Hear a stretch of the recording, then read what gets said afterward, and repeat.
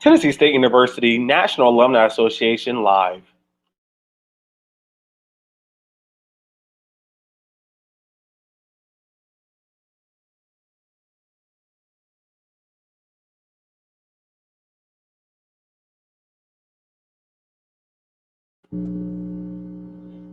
TSU National Alumni Association presents Message Read and live Q&A with cast and crew.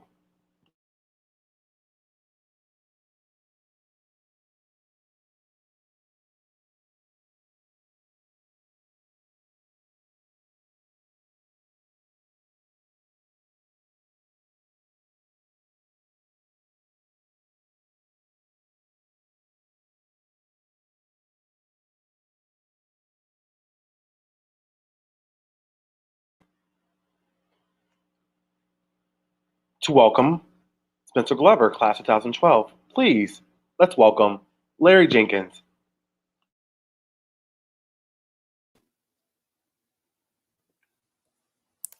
TSU family, friends, alums, what's happening? My name is Larry Jenkins, and I'm proud to welcome you to Tennessee State University National Alumni Association Live and the presentation of Message Read. Now, I have the distinct honor of introducing one of my best friends in the world, one of my brothers, and a brilliant creative mind. And this person, we grew up together, with high school band, fellow aristocrat. And I've just watched them blossom, through the years that we've both grown. So I won't take too much of your time. I'm gonna kind of just go ahead and pass it on over to one of my best friends and the creative mind, the writer and director of this film, Message Read. Here is Spencer Glover. Wow, thank you, brother Larry. Man, I feel like every time you introduce me, I'm gonna shed a tear. So I feel like I need to go ahead and do one of these. I won't give the Oscar speech now, but I'm really appreciative for everyone coming out tonight. This film has been a labor of love, and it's been a joy to really share this film with everybody. And it's really exciting tonight to be able to share it with the home team, Tennessee State University. So much of my experiences at that school and in that environment helped me, become who I am today as a filmmaker and as a storyteller. So I am forever indebted to that university and to that environment that was fostered around us during that time. Message Read is a story about love and hope, and hopefully it offers a little bit of comfort. Last year, everyone had such a rough year dealing with 2020 and the pandemic. And it was really, really exciting to be able to share a film and get the feedback that it was connecting with people and that it helped them through a tough time. So hopefully tonight, as you watch, you get that same feeling of love and hope and comfort for anything that you're going through. Stick around for after the film, because we're going to have a Q&A with the cast and the crew. So excited to talk with them because we haven't connected in a while. So this is going to be fun to get back with them. But again, I'm just gracious to Tennessee State University, the Young Alumni Network, and for giving me this opportunity to show the film. So I hope you enjoy Message Read and stick around. We'll see you soon. Thanks.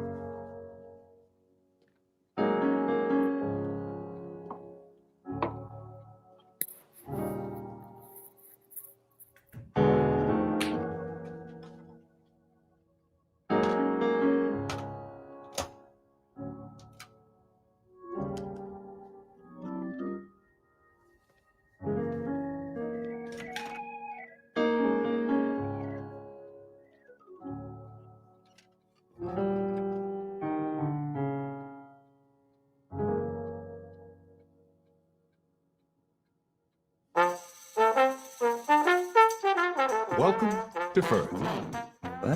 What? It's okay. Just catch your breath. I'll explain when you're ready.何が起こるの? Your time on Earth has come to an end. Oh, Where are we?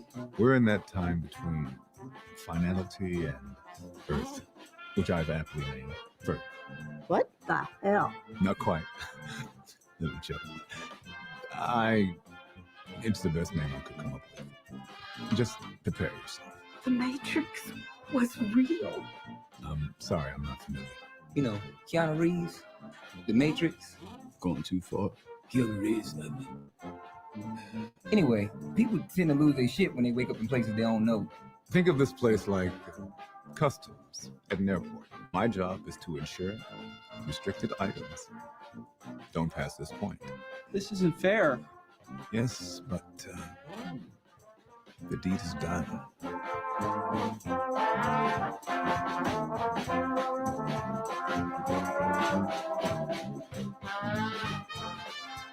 Please, sign here, and you will be on your way to sheer bliss.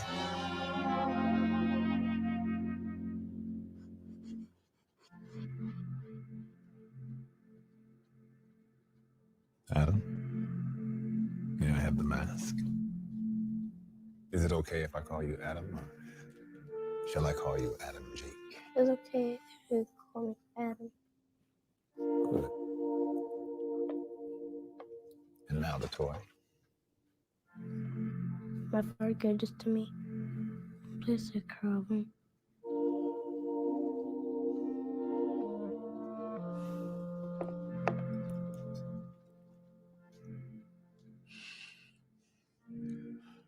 If your daddy gave it to you, must be very special, huh? Very special. I'll take care of it.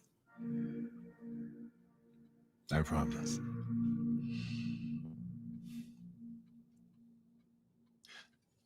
You can go now.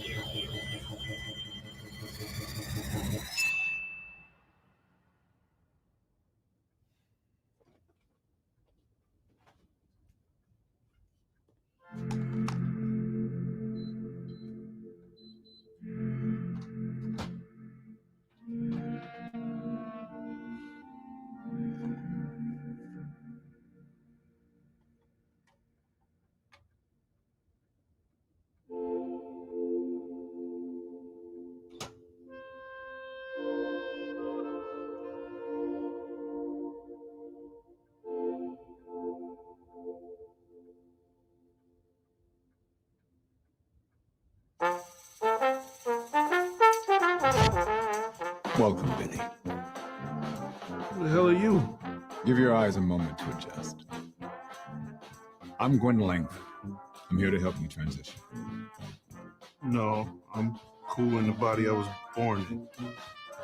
No worries. You're not going to need it where you're going anyway. We're in that time between finality and Earth, which I've aptly named Earth. Yeah, it's nice too. Guys, There are some things we need to discuss as it pertains to your death. dream, honey, babe. Your time on Earth has come to an No, end. no, no, no, no, no, no, no. You're mistaken. I'm only 30 years old. Yeah, we joke about, we're getting up there, but obviously we know that's bullshit. I mean, wait, Language. me and my wife, we haven't even celebrated our 5-year anniversary. I'll explain it. Well, I guess it's 7 years if you count, the first few text messages. Benny, But speaking of text messages, there are some very specific tomorrow I'll put instructions my dad on that you need to know. I gotta admit that makes me If feel you kinda if successful. you just allow me to explain why you're here and what you need to do next. It doesn't make any sense. I Look need at you this. to calm This down. whole thing is not even real. I'm not dead. Benny, I'm not dead. I I'm need not you dead. to calm down. Can you give us a minute, please?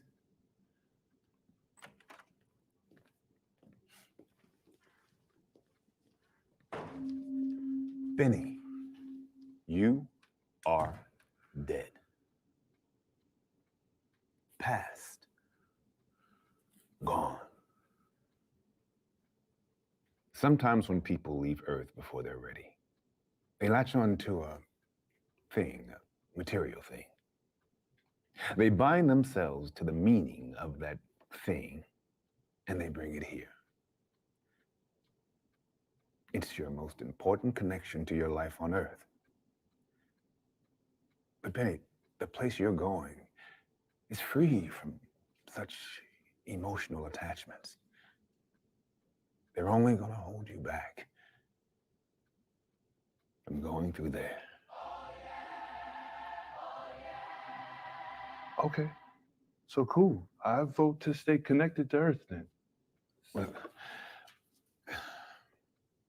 on Earth, we live imperfect lives with disappointment, heartache.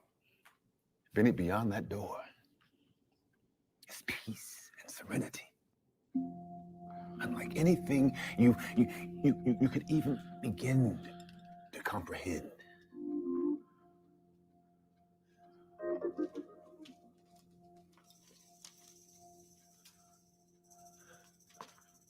We reach the destination. Only then can we fully understand. There is no pain where there is no need for healing. There is no hunger where there is no need for food. There is no desire where there is no material. We want and need for nothing.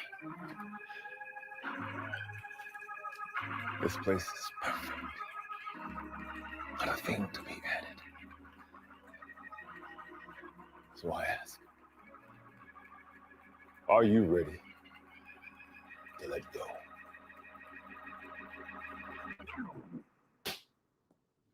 Wake up. Nice talk.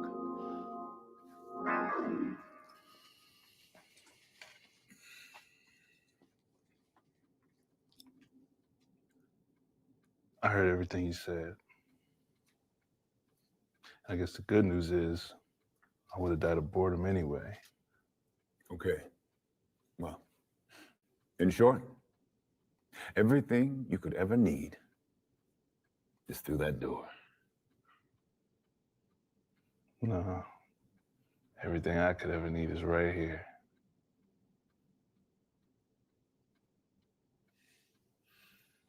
It's beautiful. It's portrait mode. The quality on these things is crazy. I'm probably gonna blow them up, hang them on my wall. What wall? Benny, you can't. You have to leave the phone with me. Why? It wasn't even supposed to make it here, but it did. I don't make the rules, I just enforce them. Now give me the phone. Oh, take it easy there, Undertaker. This is mine. You act like I'm gonna tell on you or something. Hey, Mom, Dad, it's a whole dude up here guarding Firth. Whoa.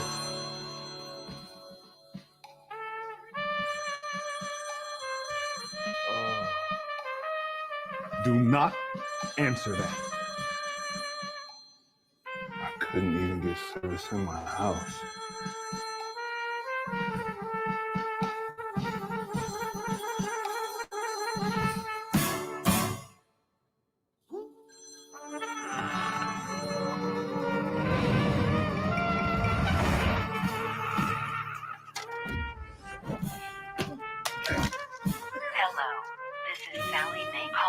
Your impressively overdue student loan. It is very important that we hear back from you today. Please schedule a payment by calling us at... My God. Relentless. You're lucky that was a real person. Speaking of people who aren't real, you just tackled me. You tackled me in first. I have never had to deal with anyone as difficult as you in all my years here. Wait. What about you, Gwen? Didn't you die? Tell me you understand that you cannot communicate with the world. I didn't want to talk to Sally Mae anyway. Then you, sir, should pay your bill.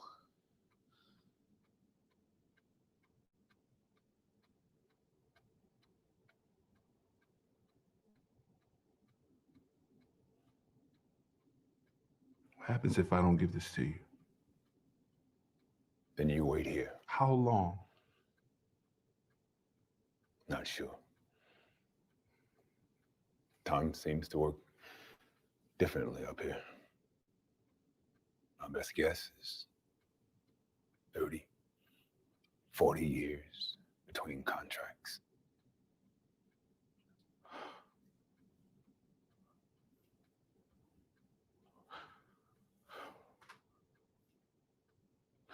Then I'll wait forever. In the meantime, I'll have this. Benny.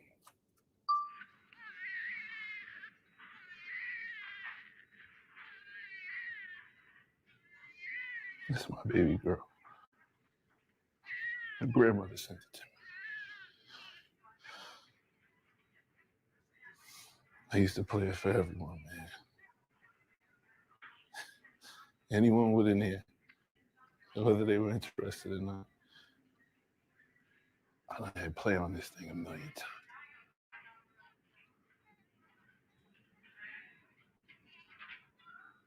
I missed her birth. I'm not sure playing this ever made up for that. And you think staying here, holding on, makes a difference? I don't want to fight with you anymore. I really don't. I'm going to say this one time, Ellen. I hope you get it. I know it's hard. A bit. It's difficult.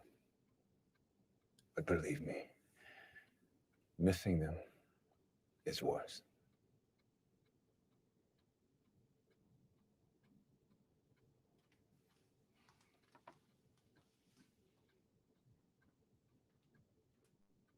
Will I remember them in there, or are they just erased from my mind? I don't have the answer to that. Wait a minute. How can I exist and not know them?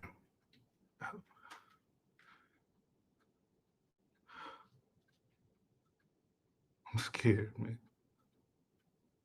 Because she never knows. I'm sorry. I'm so sorry. We really don't get another chance. We're gone, Benny.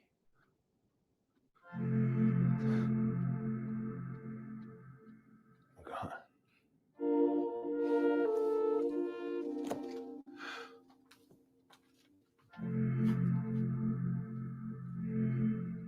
Take your time to decide.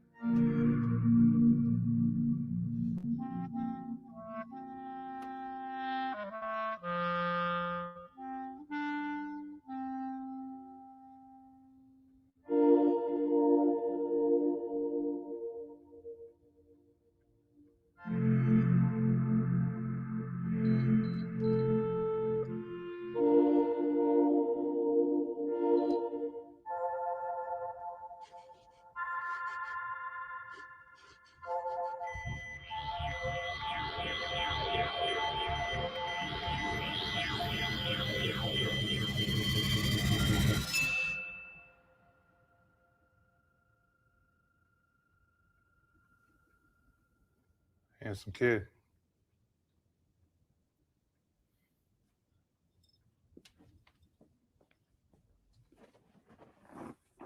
I closed the door for a reason. And why is that? Because you know you can just walk through doors in here?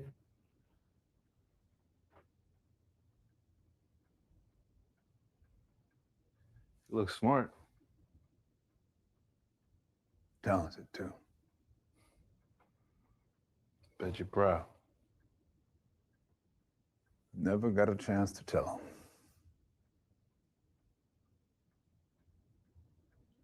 But how long you been at first? Long enough. Well, this is homie. I know you think I'm a hypocrite. I would say coward. This place hurts. I can't even remember my son's face in the morning. His smile, his angry face. Nothing. Torturing myself was never heroic.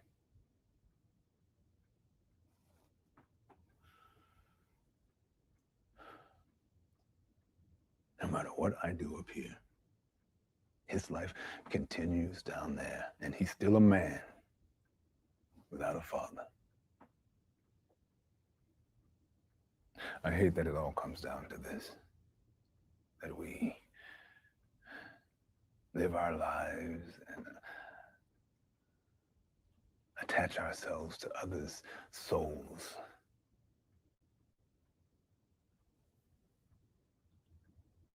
And that it all boils down to possibly having to give them up. As if the guilt of leaving them in the first place wasn't painful enough.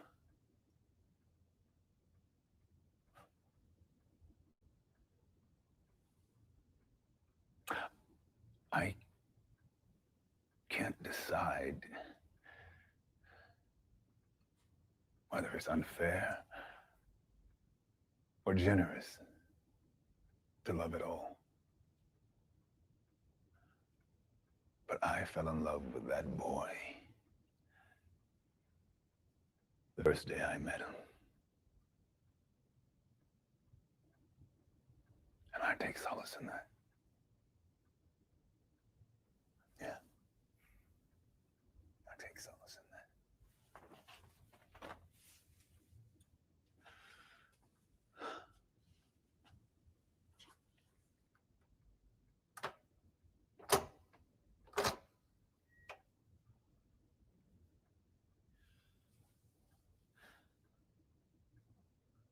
What's done is done.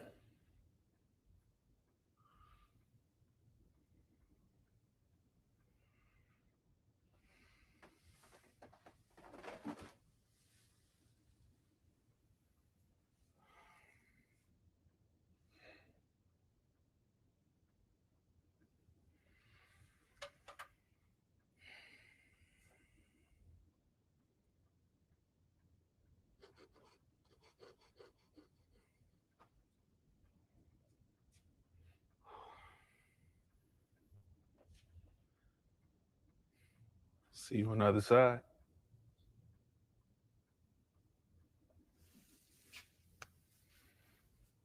See you, Benny.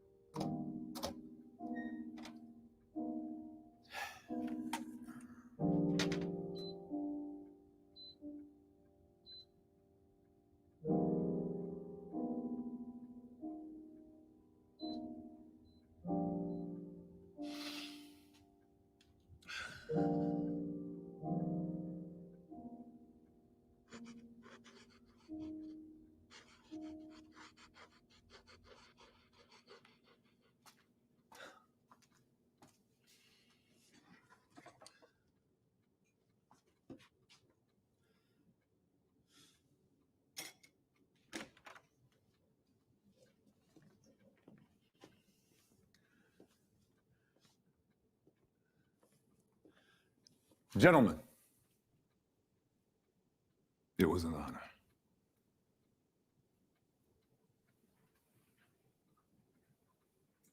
A 1, 2, 1, 2, 3.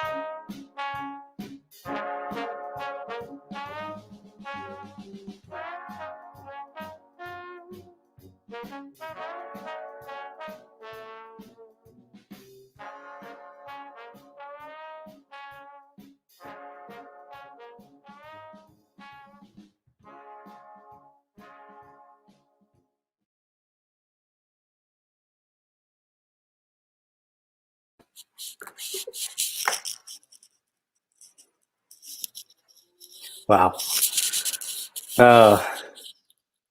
Even just watching that again, certain feelings come up that just really, really remind me of why we wrote that story. And I appreciate y'all hanging around and sticking around for that. I know it's tough to watch a longer film, but sometimes you need that time to really sit and resonate with a film like that. And the story was really personal, and I'm just glad we got to share it with y'all. I hope y'all enjoyed it. I was watching the chat, and there were a couple funny things like the Sally Mae thing that came up, and I'm glad y'all caught that moment. That was my specialty right there. But I guess now we're gonna get back with the gang real quick. Get everybody back on. We got everybody here. I believe we do. Okay. Let me do this real quick. Oh, actually, Kendra, you got it. You got it. Go ahead. Okay, good deal. So, hi everybody. We're so excited to have everyone on, and we want to thank you on behalf of the Tennessee State University National Alumni Association, the program committee, which I chair, and then Joy, which chairs the communications committee. We're so excited to really be able to bring this piece of art, to the forefront of the National Alumni Association and the alumni body and the world worldwide. So, without further ado, we want the director to introduce the cast and crew of the film. So we just lost Rico. right. He dipped out at the perfect moment. Oh, okay. Now we'll go to man, my good brother and very talented guy. I find it hard to find the right words to describe the talent that he has. I think he's a star. I know he's going to go to the top. And I'm happy to be a part of his journey and see him reach, levels that we all aspire to. I want to introduce to you Benny, Jamar Gardner, who played Benny in the film. You can say a little word if you want real quick, and then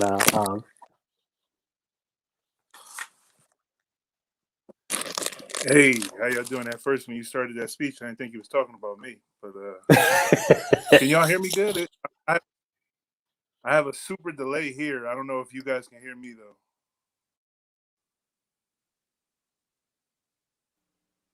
Okay, We can hear you. I'll just thumbs up. It looks like it's working. So, all right, cool. Well, cool. I don't want to mess this up. No, we're gonna get to some questions in a little bit. Next in line, I'm just following the squares that are there. I see Larry is in an elevator somewhere. I don't know what he's doing, but the producer of this film, the one who drove the ship and made sure that we hit the budget and stayed on time, the ever talented Larry McGee. Where are you, brother? I don't know. But I look stressed right now. You look very stressed. I am currently on set right now. So I just stepped off, so I'm honored to be here.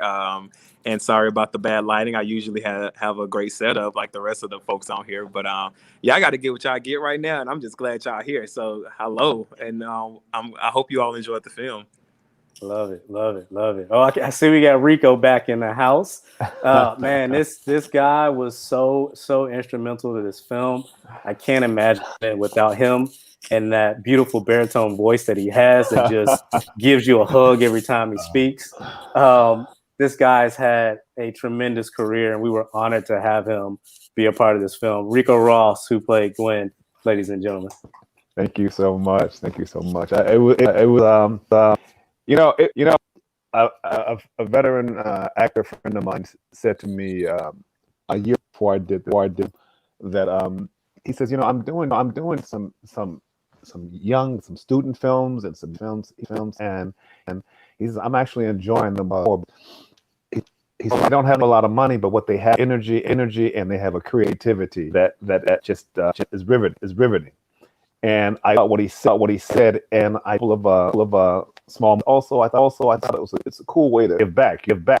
And then some beautiful young lady contact and mentioned film, and I talked and I read this and I wanted to be a.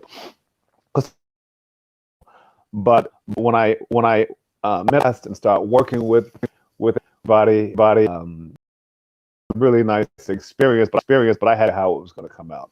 I was going to turn out.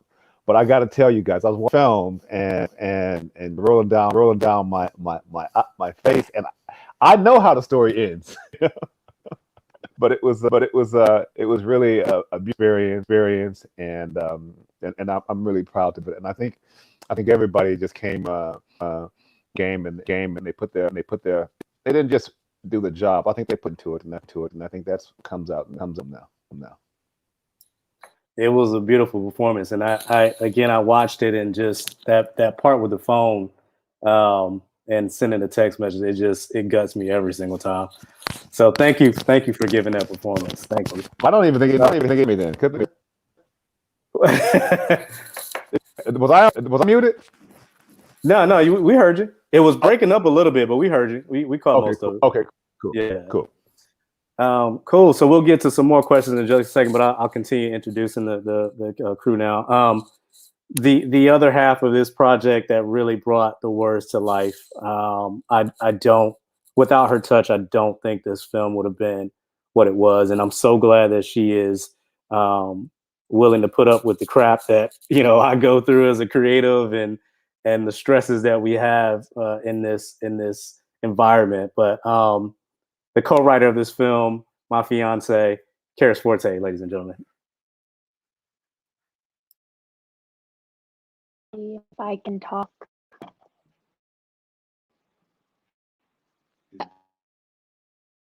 No.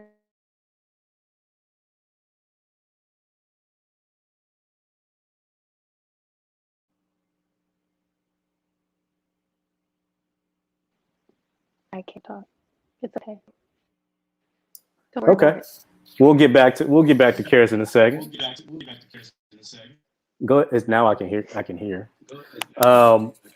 And so now we want to go to my brother who introduced me, Larry Jenkins, the musical composer for the film.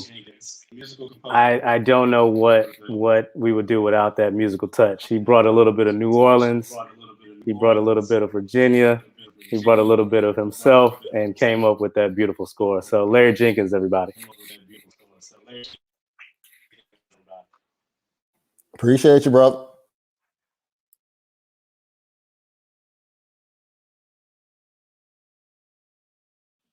Listen, I am taken aback by all of this energy that's on the live right now, and I rebuke every single last bad connection and all of these technical difficulties because it's getting in the way.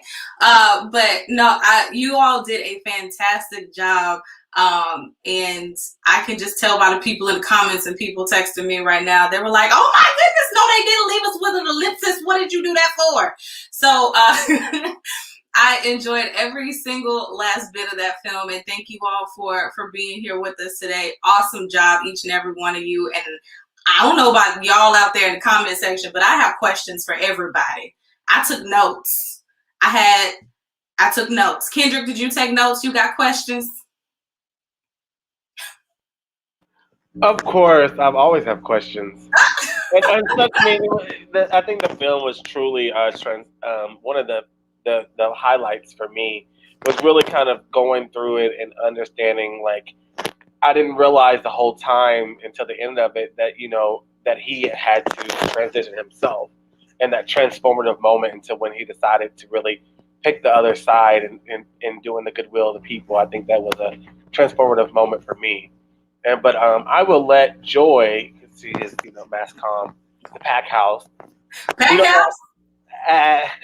Now that's a throwback. Pack House. No, see, what really was a throwback, you said in Next in Line, and I was like, oh, really? We're just doing puns all night? Okay, Next in Line. Yeah. But yeah, so I think the first question that one of my friends texted me, they were watching the film, they're like, wait, did the room change color? And so one of the things that I noticed first about the film is the set. I was really taken aback by it, by the absence of color and then a mixture, and then everything, how it interacted with the costuming. So if you could just kind of talk with us about what was the inspiration behind the setting, behind Firth. Why did Firth look the way that Firth did? Yeah. So Firth, man, I honestly, I wanted to leave that part of it up to the audience to decipher for themselves. But, for us, as we were writing it, we realized that color just represented life. And as you can tell in the beginning of the film, it's very white. It's very bland. Gwen is in a state where he's been there for a long time, and it's become a job for him. But as soon as Benny shows up with this opportunity to connect to his son, there's a little bit of life that springs there. So you can kind of say that it's a connection to Earth. And so the use of the color was a signal of that, but also just a little bit of the story ultimately could have been something that was kind of a downer. And the reason that we went with like the New Orleans style music and the colors is because we wanted the film to be lighter and not such a drag on the emotion. So that's why we chose like the greens and the yellows, and we wanted just little pops of color to come in and out, just so that it would stay lively and it wouldn't be so somber and so sad to watch. So that was a real inspiration for the color.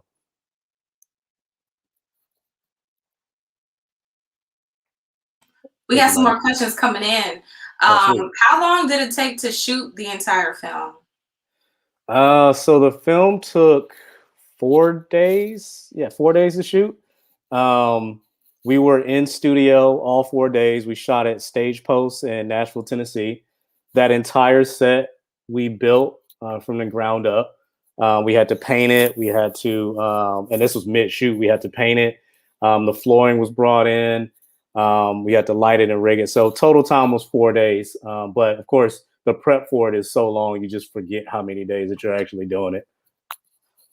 Spence, I just want to also add to that. When people ask that kind of question, like how long did it take to shoot? Yes, obviously 4 days, and you know we were able to achieve so much. But that project was a year in the making, if not more. You know, from the prep to even when Larry Jenkins came in for the post and dealing with the music. So it was a long labor that it took to make this project. Even it ended up being a 30-minute film, and shorter or longer, it took a lot of prep. And luckily, Spencer and having such a vision, and honestly, the stamina that a lot of young filmmakers just don't simply have. And it's so easy to fall out of these projects. Luckily, he had the stamina to really keep us motivated, keep us going, keep us into it, reminding us of like, hey, this film actually means something, because we're all on this call, like most of us, and who have even watched it are filmmakers, and we know how we see these films that sometimes it's just a job, but this film was truly like a passion of love, and it was amazing to work on. So definitely took a year plus, and it was a beautiful time along the way. So glad she's back, because the next question is for Karis. Yeah, can she hear me? Okay. Yeah, I just took my headphones. Yep. All right, so as a writer for this film, and also as a woman, okay, so this is a broad, big old question, and I'm gonna just throw it your way. Women in film, women writers in film. What were your thoughts about contributing to this film? Where was your hand most heavy? Any other woman out there wanting to write in film? Go. That was a lot. I know it was a lot. My bad. Yeah, that was a big one. Yeah, it is. Yeah. Well, I mean, I guess we don't have like a dynamic that's kind of like you do this and I do that. We just kind of do whatever works at the moment. And he had the story idea. And he had, written a first draft to it, and then I just kind of took it, and we, would kind of write drafts together. I think my hand was probably heaviest in the dialogue, but even more so in Rico's dialogue, because Rico's character, Gwen, is inspired by Spencer's dad, and he sounds like my dad because I wrote him. My father's a pastor, if that helps make sense of some of his dialogue. But yeah, the other part of the question, women writers go. Yes. Yeah, just write whatever you want to do. And there's so many great stories that we in particular are loving right now, that women write about women, and a woman wrote it because you're a woman and you're watching it and you're like, yeah, that's real. So just write, because you have a unique perspective. And I can totally get that your dad was a pastor. I'm like, oh yeah, I hear the B3. I heard the close. We're in the same pastor's daughter club, so I get it. Yeah. So we got a question from Garrett Morris, and this is for anyone. Are there experiences from TSU that helped shape this movie?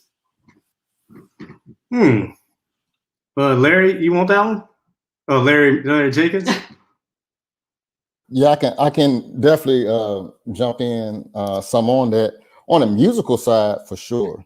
And I'm gonna be probably as literal as I can because it was a lot of TSU students, alumni, everybody who participated and played and made the music come to life.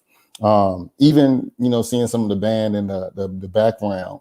I mean, we're in Nashville. It's a different culture than the New Orleans brass band culture per se, but we still had our folks in there doing that. So, and I think a lot of that is kind of universal, at least within our culture as well. So, we can all kind of feel those things anyway. So, yeah, those band experiences and experiences doing things like playing in church. Some of the experiences that me and Spencer both had together, playing all those, definitely contribute, I think.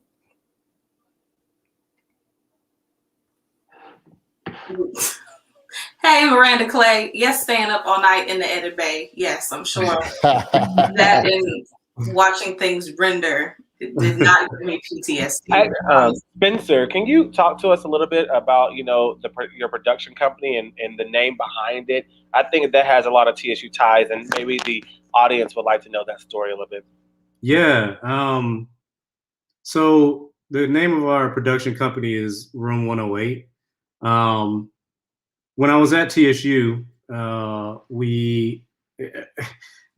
so in the communications building at the bottom, there were a bunch of edit bays. And at one point in time while I was there, I started to become known as like this guy that would just like live in one of these edit bays. So like professors would be coming to work at like 6 a.m. and I would be in the room.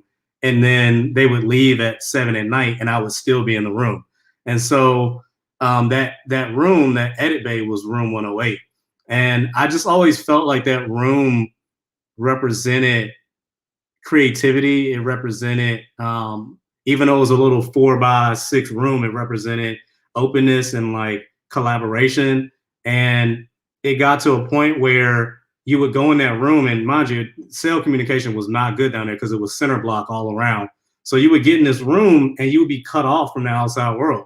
And we spent so much time in that room just creating things, working on the show Next in Line that we did at TSU, and creating films and writing scripts and working on broadcasts. And Karis had asked me a couple of years ago, when did Spencer become Spencer? And I automatically thought back to that room 108.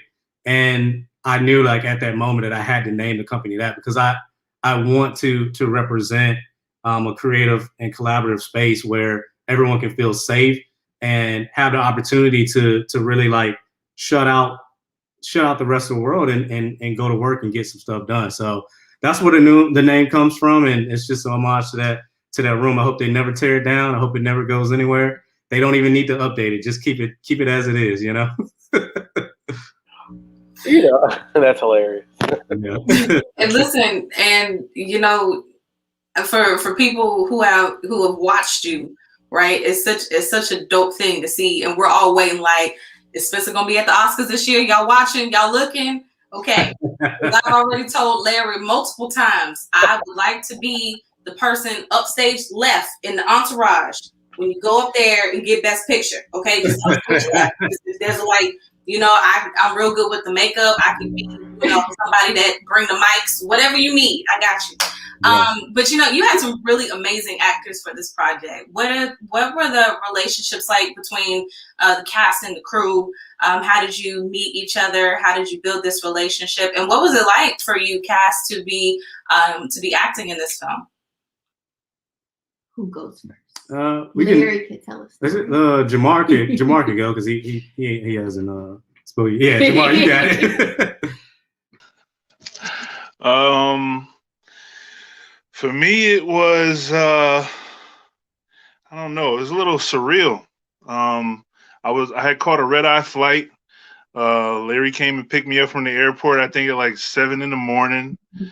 And then as soon as I got there, it was kind of like I don't know, maybe it's a HBCU thing or something, but like just immediately, Spencer, Karis, it was just a family. It was like a family environment. Like we had been working together for months already.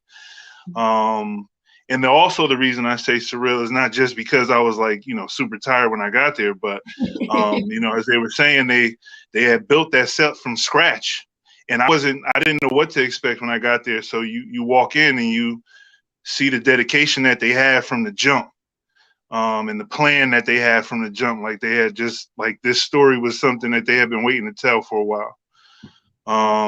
And the whole family, Rico, like it was a beautiful environment. I think we all knew that we were telling a story that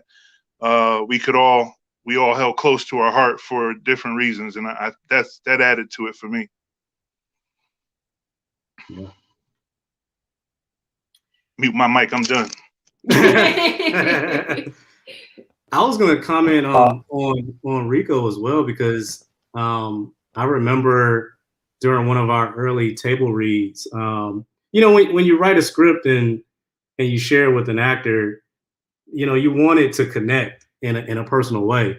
And I remember we were on a FaceTime call with Rico and Jamar, and he had shared a personal story of how he connected to the story. And it was one of those moments where it's like, you feel like, yes, you did something that bridged the gap between artists, because that's, for me, I hold that really, really sacred, just in terms of like the artist to artist relationship is really important. And when you connect with someone, it's just a special moment. And I just appreciate Rico for being open and sharing that moment that he had and bringing it to the script as well. So. Well, thank you, Spencer. Really, it was really the material, though. The material invoked that. There were two kind of like happened when I read the script. My father passed away just as I made 21 years old, and I remember thinking, you don't have a dad. You have to be. You're 21 years old. You have to be a man. And I remember when my son was born. He was the best accident that ever had life. And I did not want this kid. And the moment I laid eyes on him, it was just pure love. And when I saw that script, like I have to do this. I have to do this. and then I know when I was watching the movie, I mean, you guys, this is the first time I've seen the movie too. And when I was watching the movie, and they did the scene, and the two of us are in, and I see the picture, and then you showed that footage of my son as a man. I'm sitting here watching the movie with my face, but tears are running down my cheeks. It was crazy, it was a crazy kind of mixture of emotions. And the other thing was when I arrived, just the cast and the crew. I could just see this is one of those things where there's a layer of love, and in so many ways. And Jamari came in there, and here's this big brother, but the other brother is just humble, and he it was all about the project, about the work, and I just loved it. And then to have this couple that created this thing, working night and day, I'm gonna tell like it is.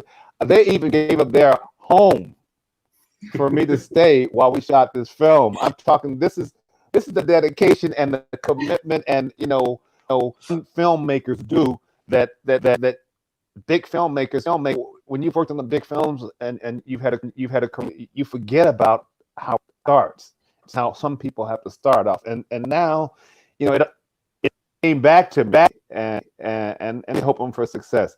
Before I shut up, I do want to give some special love also to Larry and you guys for bringing that music.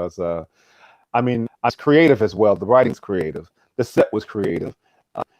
Then you brought music in too, and I'm blown away when you guys heard a little bit, and I saw that and the music. I was just like, okay, we just stepped up a couple levels just now with that. So That's all I have to say. Buddy. Larry Jenkins. I appreciate you, Rico. I really do. Appreciate that. So obviously we're, you know, I think we would have loved to have done this in person in a nice theater, you know, with some popcorn, some snacks, some wine. I know who was in the comments trading Twizzlers and such. So, you know, what has it been like, I guess, sharing this story in the middle of a pandemic? And has the feedback been different? Did people get to view it before pandemic, and now there's a whole new audience during it? Is there a different weight to it? I think so. We had a small screening in Nashville where we had about 30 folks come out, and it was well received then. This is pre-pandemic. Now, so let me give you a timeline. The first script that was written was probably 2017, and so we didn't film this until 2018, right? Yeah, but I almost feel like you've been doing it longer than that. It's been a while. So 2018 is when we filmed, and then it didn't come out until 2019. It was like summer of 2019. So it was doing the festival runs, and we had that small premiere, and it really connected with people. But last year, with everything that was going on, the more people that saw it, we just kept getting messages back about how it really gave people comfort during a rough time of the year. I mean, we were losing people left and right, and it was really special to be able to send the film to someone and say, "Hey, could you check this out?" And for this back, like, it really touched me, or like I was brought to tears because I just lost a person, and this helped me get through it. And so that really has been like the gratifying part of it, because as an artist, you just want to connect. That's all you want to do, is just make sure you connect to people. And it's unfortunate we had to go through that year, but I am glad that this film is around and it's alive to help people through that time. So yeah, I think the feedback has been really, really good. Has for the actors, and I mean even you, Larry, and Karis, has there been any new lessons learned, any new revelations that you've got, being that, you know, there's the message of the film and then our current predicament as a community? Yeah, anything new? For sure. We, like Spencer was saying, we had one of the last festivals that it was in. The person who kind of pushed it into the festival did it after she watched it. She really felt connected to it, and it's funny because then we won an award for it, and when we won, it just suddenly hit me like, we made this film, we wrote this film, we had, like, it was personal to us. We didn't know, really to you, and we didn't know, we had no idea that this was going to happen, obviously, and no one did. And when you make a film and you try to push yourself to do something bigger than the last thing you did, you have no idea the difficulty you're walking into. And so it was like, you know, it was difficult. I mean, we did this in 2020. It had been 2 years since we shot it, and so we're feeling down about it. And so it then 2020 happens, and now we have something to give people that feels like a gift to people, that means something to more than just us. And it just like suddenly hit us that maybe people are suddenly responding to it because people are going through really rough times, and we had no idea that that was ever going to be the case. So thank you, Rico. And I'm gonna jump in real quick too. Even with you know, the present day and what we're going through, to be honest, when we were doing the project too, like in the process of it, for me at least, that part was actually therapeutic as well. Like, you've heard how you know, everybody has something that relates to the story. Rico told his story, how it related to it. We know this come even out of the brain for Spence, how, you know, this relates to something that you've gone through. And I think even before, like I said, pre-pandemic, there was a therapeutic element to doing this, and it just kind of filled in some gaps in some places where you've taken a loss or you felt some sort of hurt. It did that for me as well. And related to the music real quick, kind of tied in too.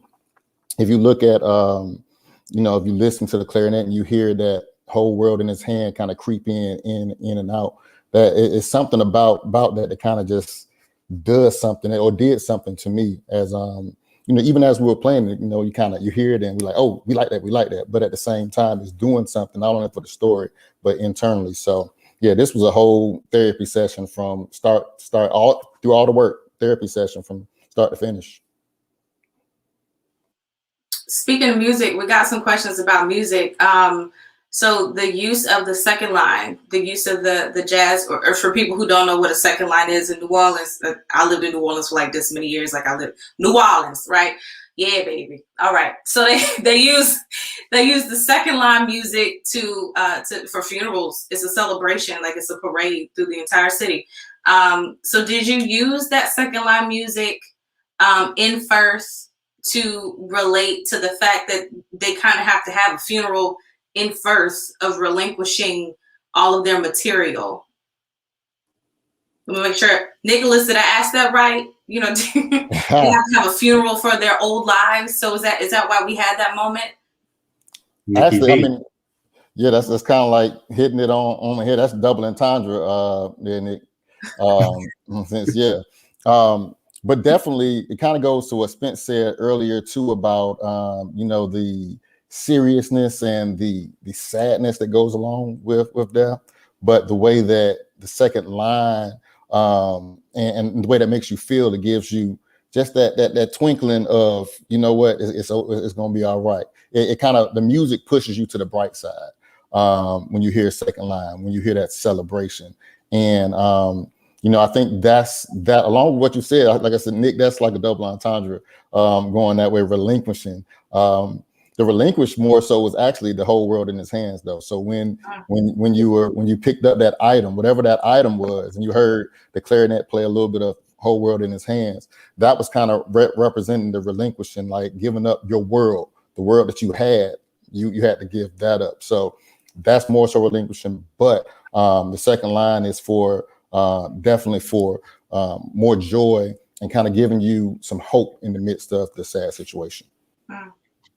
And even more so to the music, my ear's a little untrained, but the score, when Gwen was texting his son, I feel like you could have wrote that way more simply, but the chorus structure was written in such a way, like the distance that you incorporated, was that intentional? Was that speaking to the distance between the people there? Talk to me. I want to know. Talk. So that is actually one of the ones that was done before the movie. My grandmother passed in 2017, and I didn't know necessarily how to take it. Matter of fact, for my TSU folks, it was the morning of the homecoming parade. So I'm out there bawling in my uniform, like, I mean, it was crazy. But shout out to the AOB. The band helped me to get through that morning. But I didn't really know what to do to handle it. So I went out and wrote some music for grandma. That was pretty much the thing. And then I got to shout out Rashad Sylvester. I took it to him when it was time to do this. Rashad played the keys. I took it to him when it was time, and I just seemed like it fit the moment already. And we sat, made some developments on there, and it just really turned out into this beautiful moment. And shout out to Rico too. Every time he hits this part and eyes well up, every time my eyes well up too, every single time. And so yeah, that song really actually means a lot to me. So yeah. We got some more questions coming in from Garrett. You got a lot of goats working on this film. Was it difficult to get the word out, and what strategies did you use? I love that this question has popped up. With his picture. With the emoji. Wow. And the picture. Wow, look at that suit. What? That man running for Congress next week. Out of here. Was it difficult? I mean, it's always hard to get word out about your film. You know, people's lives are busy, and all you can do is, you know, put it out in the world and hope that it connects at the right time. A part of it you can't control. You know, I think you put it out there and you hope for the best and you promote it as much as you can, but there's only so much you can do. And I think you have to have a certain level of like being okay with that to really like accept that, you know, this film is out there and it's going to do what it does, because it has its own life. You know, every stage of the film is its own life. When you write it, when you film it, when you edit it, and then when you market it and put it out, every single one is a separate thing. We also, you know, we learn every time we make a film, we learn more and more about promoting it and making it bigger. But also just every time that it's in a festival, it gets bigger, and it's not over. It's such a long process. Like, we're still in it. Here we are, and everything. You're right. We do have a lot of goats in this project. And we go in every time they do something else. I can't, like, honestly, the promotion happens when Rico's in a commercial and someone's like, this keeps popping up on my Facebook, and I know it's because of Message Red. And I'm, you know, the suspicions. Listen, here, you know? I can't tell y'all how many times somebody has texted me about Rico, somebody has texted me about Jamar, and been like, or yo. us texting them. Or like, us texting them. Watching you on Dave. It's like, I see you on Dave. I see you on P Valley. I see you in this Audi commercial. I see you in on Netflix, on every show on Netflix. So we're like, Rico's wife doing it. yeah, we're like, this is good. Yeah, this is good for us. It's free pro. Yeah, they keep making it bigger. Yeah, I mean, yeah.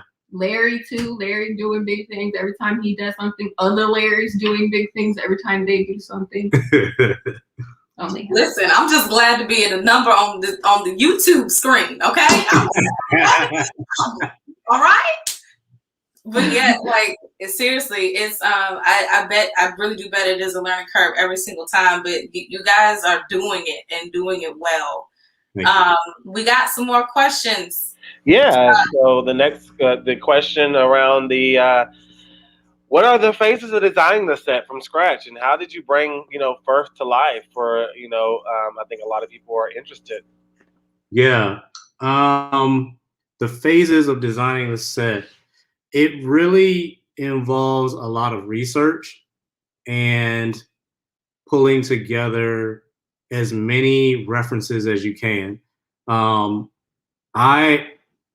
So in the beginning, it was just like general sketches of what I thought. I would just sketch things on paper and kind of pass it off to the set deck crew member. And on this one, it was Madison Braun. She's great, based out of Nashville. And Kyle, he was also instrumental in building the set. But we, you know, put together as much references as we can, and then you can go a layer deeper. And I went into it's called Cinema 4D, and I built out a 3D model of the set.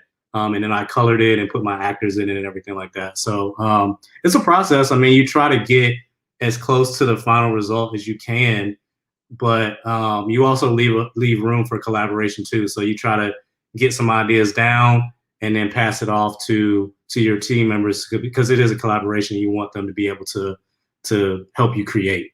So it was a long process, and we had a lot of help too, just, you know, building it. And I do want to say some of it is research and some of it's instinct and just came out of his head. But then so many people help us build it. And that was,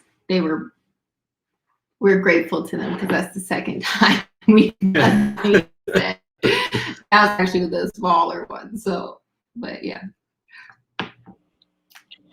Well, this today has been a eye-opening experience and transformative for the alumni body. And like I said earlier, on behalf of the association, we want to thank you for entrusting us to be able to premiere it to the internet today and to our alumni body, but people across the world. It means so much to see a fellow Tiger and allies of the HBCU culture to really be here and be advocates for true works of art. I want to thank you so much for your labor of love, and each member of the cast and crew. Thank you for truly sharing with us today your sentiments and the impact of this film and how it has had on your life. So without further ado, Joy, do you have any other further questions before we let our special guests go for the evening? Yeah, we're not gonna hold you. We're not gonna hold you. I think we got through all the questions there, but it truly is an honor to sit and just chat with you guys. You guys are great storytellers, and we're just glad that we get to bear witness to it. Thank you. Thank you for all of your gifts and for sharing it with us. So we had one last question, and I think it needs to be answered. But I think this is imperative. So what happened to the band? So the band. Oh man. They up there in first, man. They still playing, bro. Hey, the instruments are their item. They ain't let it go yet. That is true. Their instruments are their item. The real question is, what type of service do y'all have in Firth that people can get whole phone calls from Sally Mae? That is the funniest thing. Yes, that's the question. How dedicated is Sally Mae to getting that money? You feel me? If there's a message read too, you gotta have the hi, I just wanted to talk to you about your car warranty. People show. Oh my god. Oh, jeez. I do want to say before we go, I do want to thank the executive producers on there for the film. Deion Lenigan, she was a great help. Had found a project randomly on Indiegogo and decided to jump in with us, and we're so grateful and so thankful. Shanique Pryor, another big executive producer on the film. Rico was also executive producer on the film too. So we're so thankful and we're so grateful. And thank you guys. Thank you to the TSU Young Alumni Network for putting this on. Again, it really means a lot to me to be able to showcase this work with the home team. And go Big Blue, go Tigers, go AOB all day. I'm ready to get back and listen to the band. I'm itching to hear some band music. So. Oh, it's coming soon. Can I also thank TSU, even though I didn't go? I love TSU, even though I didn't go. And they supported me 2 hours in one of those edit bays. You can claim TSU, okay? Don't let them tell you anything else.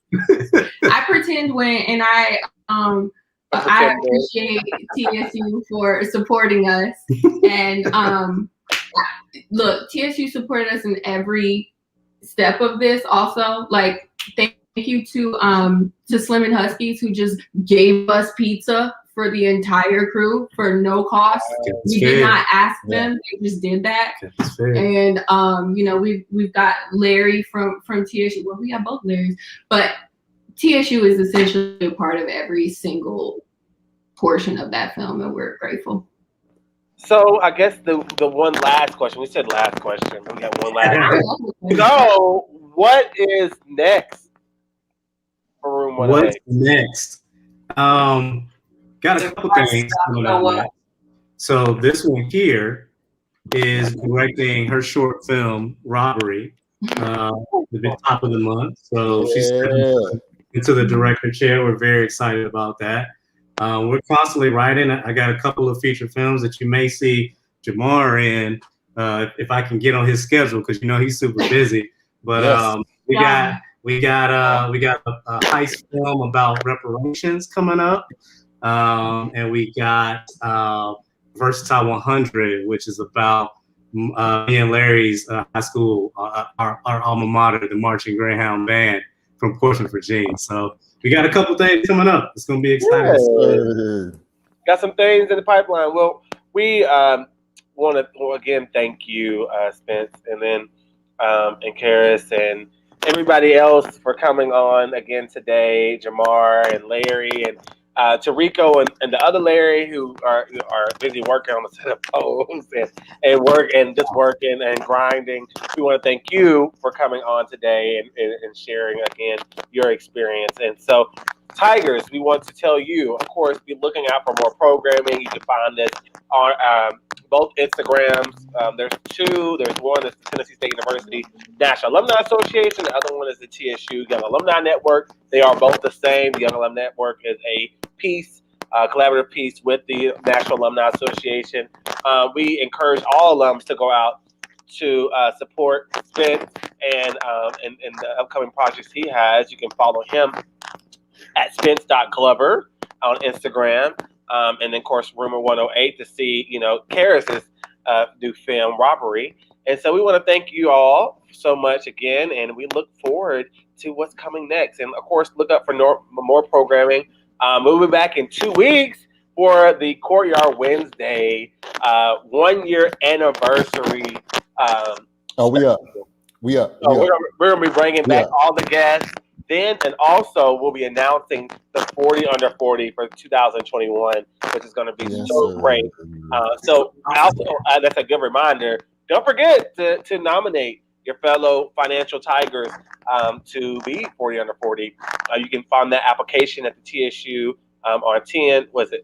The TSU Alumni Online.org. TSUAlumniOnline.org. Connect for nominations. Yes, exactly. So get your nomination in. Nomination deadline is the 15th. I look forward to seeing y'all soon. Thank y'all so much for coming on. Appreciate y'all. Thank you.